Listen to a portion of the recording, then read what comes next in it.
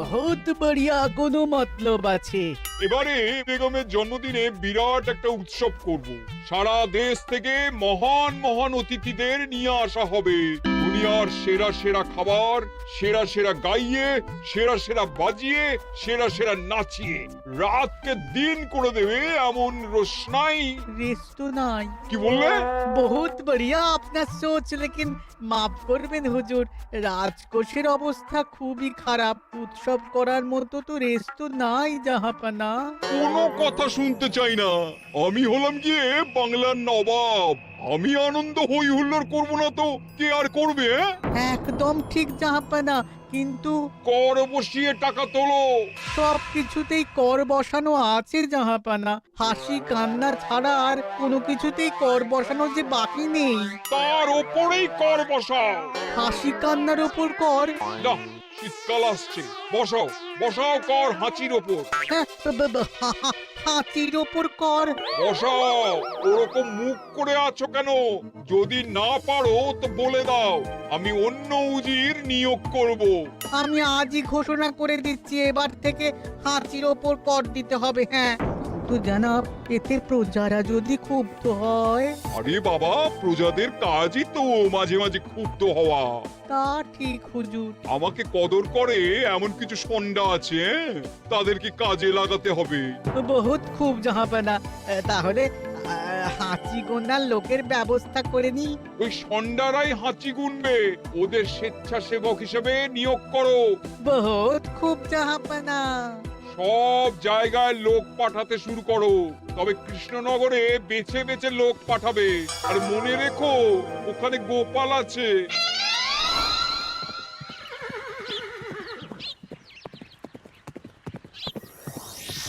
সব জায়গায় কর আদায়কারী পাঠিয়ে দেওয়া হয়েছে জাহাপানা।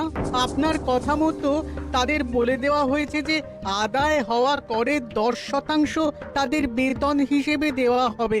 সুতরাং কর আদায়ে কোনো ঢিলেমি হবে না। বহুত আচ্ছা, বহুত আচ্ছা।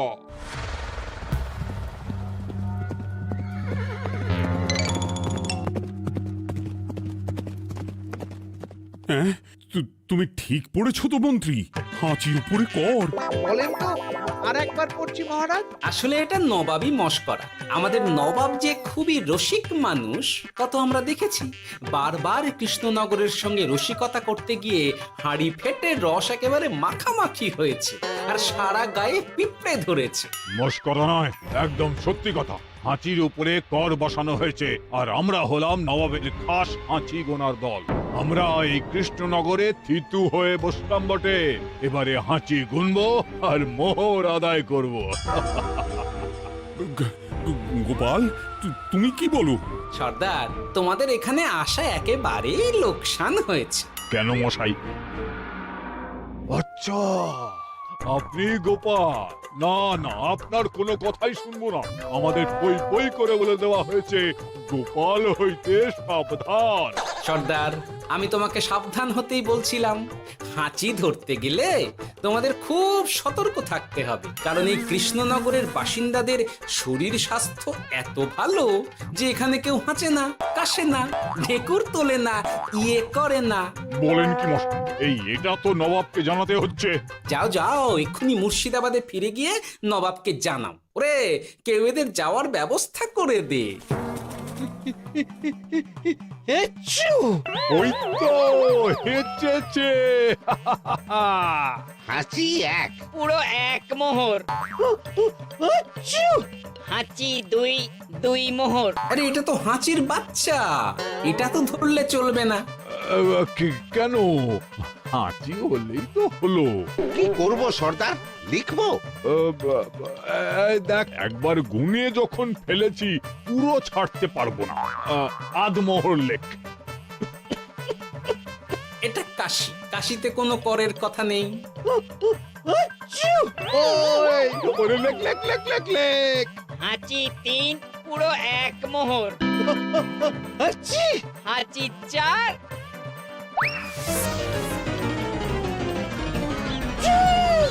হাঁচি পাঁচ। লেখো। হাঁচি ছয়,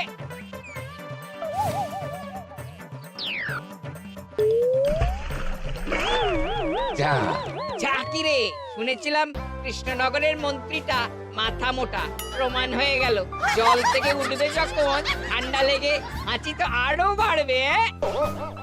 জলে বুড়বুড়ি উঠছে, বেটা জলের তলায় তলায় হাঁটছে, হাঁচি সাত। এখনো তো ফিরলো না, বেলা গড়িয়ে দুপুর হয়ে গেল। ভাববেন না রাজামশাই, আমরা যারা যারা এখানে এসেছি সবাই ধড়িবাজ লোক, মন্ত্রীর হাঁচি নিংড়ে নিয়ে ফিরবে। ছি ছি ছি ছি ছি ছি ছি ছি ছি। কি হলো গোপাল? আমরা কৃষ্ণনগরের প্রবাদ প্রতিম আতিথেয়তার অসম্মান করেছি মহারাজ। কেন? কিভাবে? কখন? এখন মহারাজ, এখন এনারা সেই সুদূর মুর্শিদাবাদ থেকে এসেছেন, আর আমরা এতক্ষণ শুধু অন্য কথাই বলে চলেছি, এনাদের আপ্যায়নের ব্যবস্থা করিনি। তাই তো। মহারাজ, আপনি ব্যস্ত হবেন না। এই কে আছো? শোনো, এদের রাজ অতিথিশালাতে থাকার বিশেষ ব্যবস্থা করো।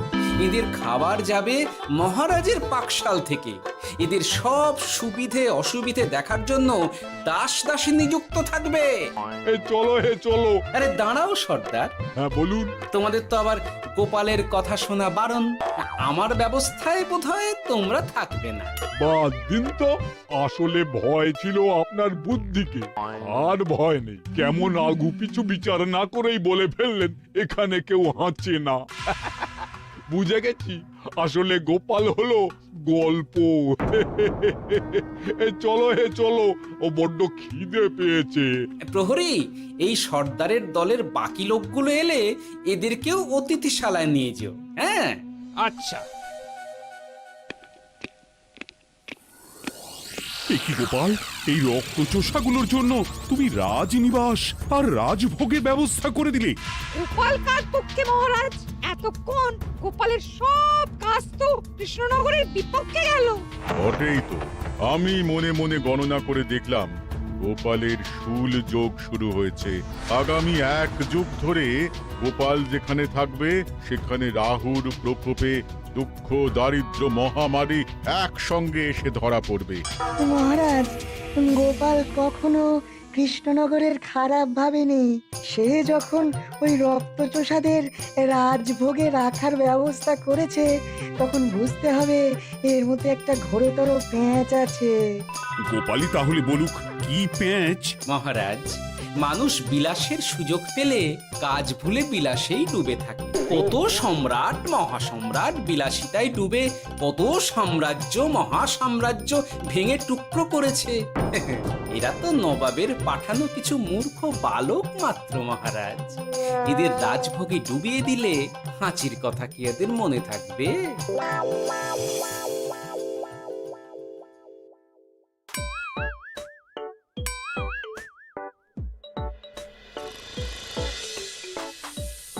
কি ব্যবস্থাপনা সব ঠিক আছে তো? হ্যাঁ হ্যাঁ, খাসা ব্যবস্থা হয়েছে। আপনারা আমাদের অতিথি বলে কথা, আরাম করুন।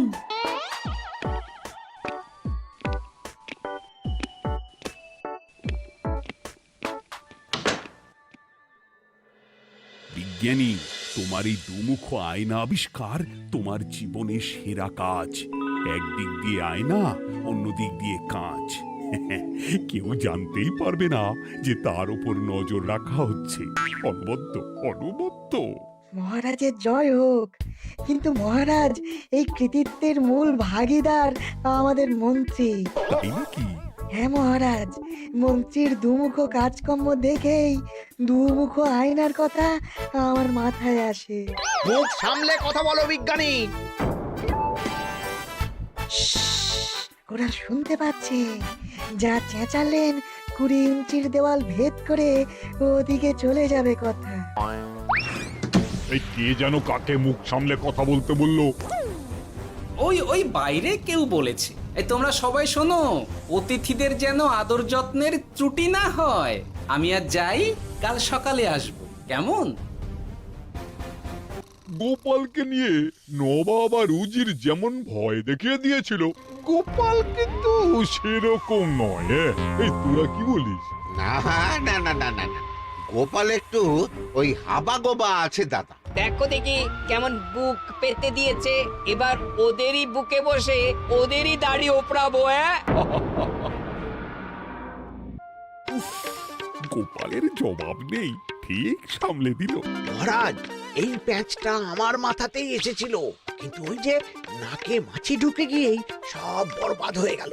মহারাজ, এই পরিকল্পনা যদি মন্ত্রীর মাথাতে আগে এসে থাকে তাহলে এদের মন্ত্রী আমার চেয়ে ভালো করে সামলাতে পারবেন মহারাজ। বটেই তো, এই দায়িত্ব আমি নিলাম মহারাজ।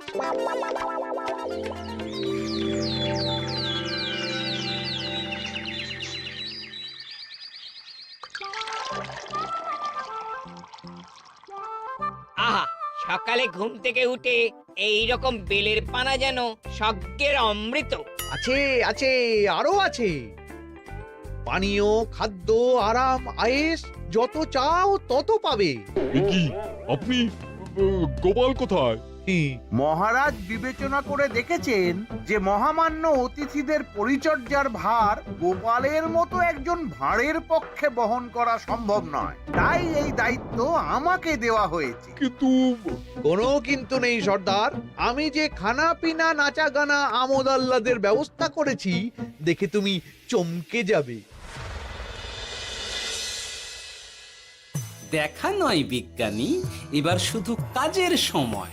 কাল মন্ত্রীর উপর ওদের ভার ছেড়ে দিয়ে কৃষ্ণনগরের যে সর্বনাশটি করেছো, কোনো কাজ করে আর সেটিকে সামলানো যাবে না। হ্যাঁ, আহা, তোমার দেখছি মন্ত্রীর উপরে একটুও আস্থা নেই।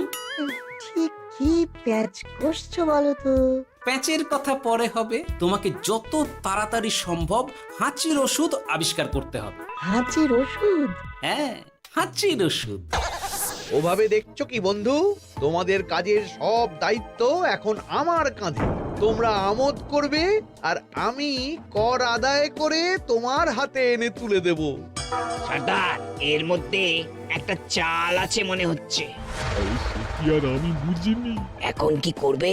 বিশ্বাস করে আদায় উসুলের ভার এর উপরে ছেড়ে দেবে? পাগল নাকি? মন্ত্রী মশাই, বলো বন্ধু। বলছিলাম আর দেরিতে কাজ কি?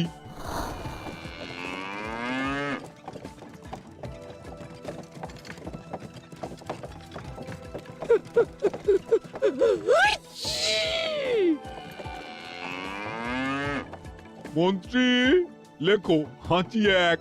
ওহে, তোমার নাম কি? মন্ত্রেশ্বর হুজুরি আগে। লিখুন মন্ত্রী মশাই, নাম লিখুন। ওহে মন্তেশ্বর, হাঁচি কর, এক মোহর ছাড়ো দেখিনি। হাঁচি দুই। আরে যাও, দৌড়ে গিয়ে দু মোহর আদায় করে আনো।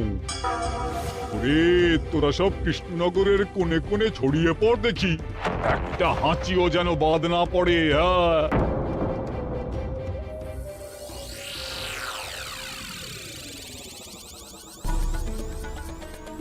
এটা হুজুরে আলাক বর্ধমান, খাম্বাস এবং কৃষ্ণনগর থেকে।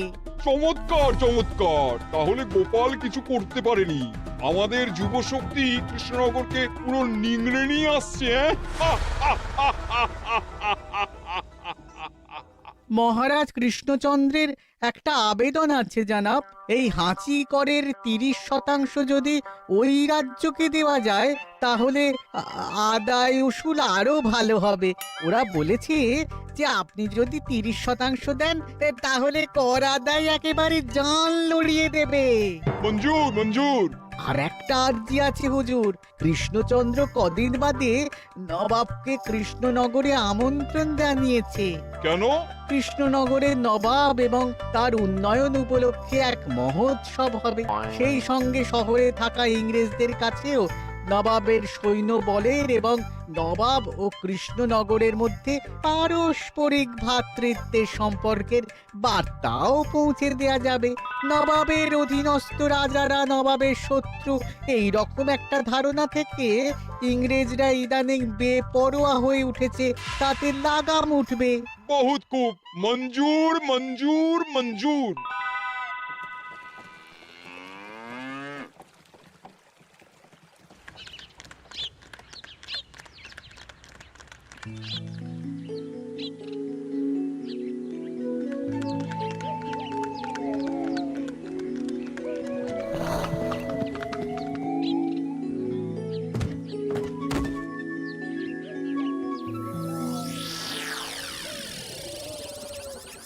কি ব্যাপার গোপাল?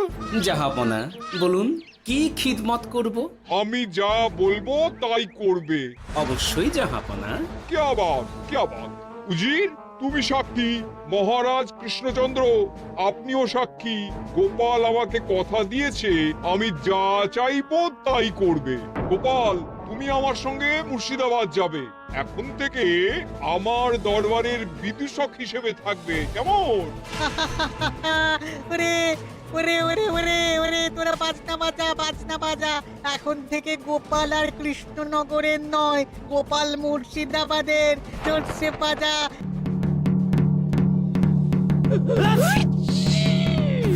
কি হলো? হুজুর, মনে হচ্ছে আপনার সৈন্যদল হাঁটছে। হ্যাঁ? হুজুর, হাঁচিগড়ের বন্যা সব সৈন্য 10-12টা করে হেঁচে ফেলেছে। মানে প্রচুর মোহর হয়ে গেছে আর বাড়ছে বাড়ছে। আমার হাঁচি গোনার দল একটা হাঁচিও বাদ দেবে না। মোহর রাখার জন্য নতুন পোশাকখানা বানাতে হবে হুজুর। সর্দার, আমাদের হাঁচিগুলো কি খুলবো? হ্যাঁ, নিশ্চয়ই। একটা হাঁচিও যেন বাদ না পড়ে। চলুন হুজুর, আমরা এখানে দাঁড়িয়ে থেকে আর কি করব? ওরা হাঁচুক আর হাঁচি গুনুক। চলুন নবাব বাহাদুর, আপনার জন্য কৃষ্ণনগরের রাজাতীর্থ অপেক্ষা করছে। হুজুর, আমার মনে হয় আমাদের কৃষ্ণনগরে এখন আর দেরি করা উচিত হবে না। আমরা সোজা শহরের দিকে রওনা হয়ে যাই। শহরের ইংরেজদের শিক্ষা দিয়ে ফেরার পথে আমরা কৃষ্ণনগরের আতিথ্য গ্রহণ করব। সে কি? মহারাজ, নবাবের মতো কর্তব্যপরায়ণ ইনসানকে তার কর্তব্য পালনে বাধা দেবেন না। আমরা ওনার শহর থেকে ফেরার অপেক্ষায় থাকব। ঠিক আমার এক্ষুনি শহরে যাওয়ার দরকার। ইংরেজরা সব নিয়ম কানুন ভেঙে চুরে যা ইচ্ছে তাই করতে আরম্ভ করেছে। উচিত সৈন্যদের ডাক দাও, চলো রওনা হই। কিন্তু জাহাপনা, আপনার সৈন্যদের থেকে পাওনা মোহরগুলো এতক্ষণে যা হেঁচেছে, লাখখানেক মোহর তো হয়েই গেছে। ওটা আমরা নিজেদের মধ্যে বুঝে নেব। কিন্তু ওই করের 30% যে কৃষ্ণনগরের পাওনা। পেয়ে যাবে। শহর থেকে ফিরি। আরেকটা কথা, হাঁচি কর ব্যবস্থা এখন থেকে উঠে গেল।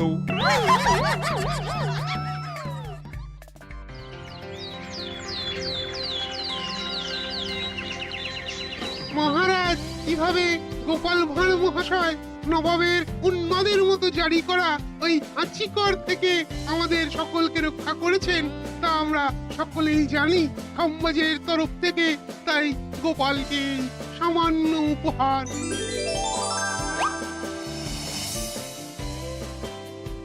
ওহ গোপাল, সত্যি তোমার জবাব নেই। কিছুই হতো না যদি না বিজ্ঞানী ওই হাঁচি চূর্ণ আবিষ্কার করত। এই উপহারের অর্ধেক কিন্তু বিজ্ঞানী। সবই তো বুঝলাম, নবাবকে সৈন্য সহ নিমন্ত্রণ থেকে সৈন্যদলকে হাঁচি চূর্ণ মাখানো চাঁদোয়ার তলায় ঢোকানো পর্যন্ত। কিন্তু চাঁদোয়া থেকে হাঁচি চূর্ণ ঝরে পড়লো কি করে, সেটাই তো বুঝলাম না। এটা তুমি বলো বিজ্ঞানী। শব্দের বাতাসে কম্পন তৈরি হয়। গোপালের হাততালিতে আমার ঘরের শাড়ি থেকে হাঁচির জন্য ঝরে পড়েছিল। এখানে চাঁদোয়া থেকে ঝরে পড়েছিল বাজনার শব্দে। কি ব্যাপার বিজ্ঞানী, তুমি এখন ছেলে খেলা করছো? হাঁচির ওষুধ হয়ে গেছে। হয়ে গেছে? মূল উপাদান তামাক, গোলমরিচ আর আলকুশির গুঁড়ো। কাজ হবে? হাততালি দাও। কাজ হলো। ব্যাপারটা কি হলো? ওই শাড়িটাতে হাঁচি চূর্ণ মাখানো আছে। তোমার হাততালির শব্দের কম্পনে ঝরে ঝরে পড়েছে। একবার নাকের কাছে এলে পিঁপড়ের থেকে পিশাচ হাঁচতেই হবে। হাঁচতেই হবে। নবাব যদি বাজনা বাজাতে না বলতো। আমাদের বাজনদাররা তৈরি ছিল মহারাজ। যাক, সবই ভালোই মিটে গেল। যার শেষ ভালো তার সব ভালো। ব্যাস, এখন শুধু একটাই কাজ বাকি। নবাবের কাছ থেকে করে 30% বাবদ পাওনা মোহর মুর্শিদাবাদে গিয়ে নবাবের কাছ থেকে তুমি নিয়ে আসবে। আচ্ছা মহারাজ।